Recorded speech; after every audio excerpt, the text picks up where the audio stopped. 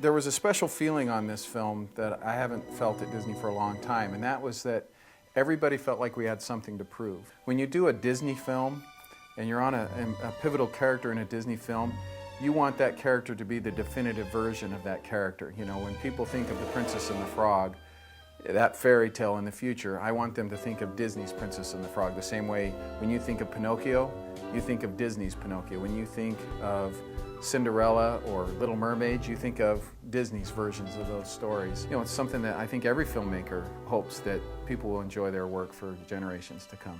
There's magic in the air tonight.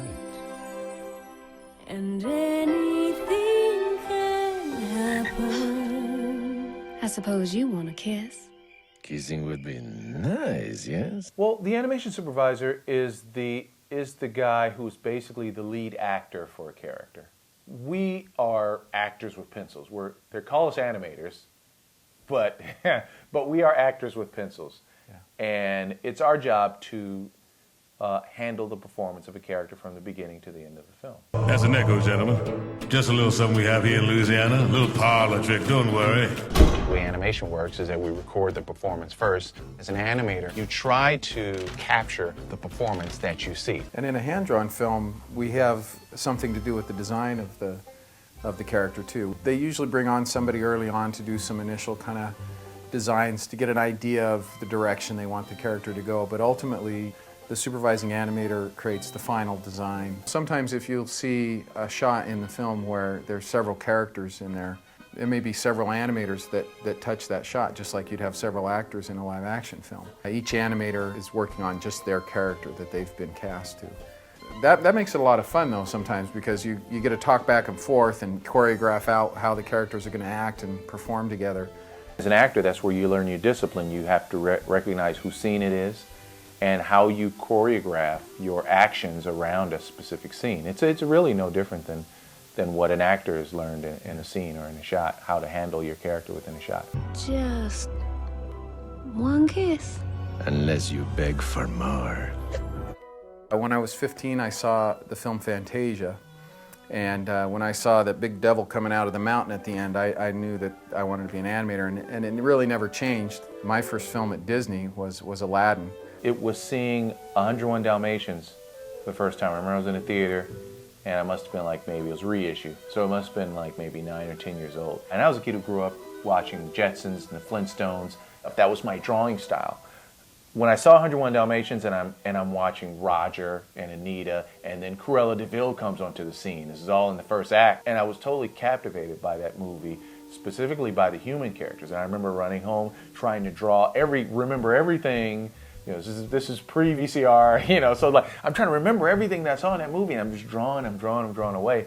And I was like, I want to learn how to do that animation. So fast forward today, and I'm working on the villain in this movie that represents the comeback of Disney Animation Studios, you know, the hand-drawn element, which is what the legacy is built on. And I'm getting a chance to animate the villain in the film just like Cruella de Vil. So, you know, that feels great. Cal Arts, Randy's a little younger than me. When I was going there, at the time, it was a Disney-centric program that was being run. So all your teachers, all your instructors were from the old school, the old regime at Disney. You know, my animation teacher was a guy who directed all the Donald Duck shorts in the 40s and 50s. My caricature teacher was a guy who did all the caricatures at the studios in the 40s and the 50s. My life drawing guy was one of the animators on Fantasia. And then we had the guys coming into the studio who were lecturing us, you know, Milt Kahl, Frank Thomas, Ollie Johnston. All these guys were sort of guys who were again sort of sprinkling us with everything that they know. And we were sort of like the Disney Farm Club. I mean, guys from all around the world went to that school, but we had a very small class. You know, we each kind of had pivotal roles, and for me it was doing the Disney prince, and there's a long line of Disney princes that goes clear back to Snow White. The challenge for me was to create a character that was very entertaining. I wanted all the girls and women to go see the movie to fall madly in love with this character when they went home, and be like to their husbands or boyfriends, you know, I wish you were more like Naveen. Yeah. Maybe if they're lucky, they'll say, you're just like Naveen. For me, it's like this film kind of represents kind of the new age of the Disney princess too, whereas thematically, Once Upon a Time It Was Great to Wish Upon a Star. What Tiana ushers in is that you have to work on you. You know, you bring hard work to the table, and you can achieve anything, you know, in this world. I don't have time for dancing. That's just gonna have to wait a while. How long we talking about here? Ain't got time for messing around, and it's not my style. I want some grandkids. I think that that is something that is much more attainable and realistic for any young child growing up, you know. I mean, honestly, we live in an age where you see people become celebrities for doing absolutely nothing.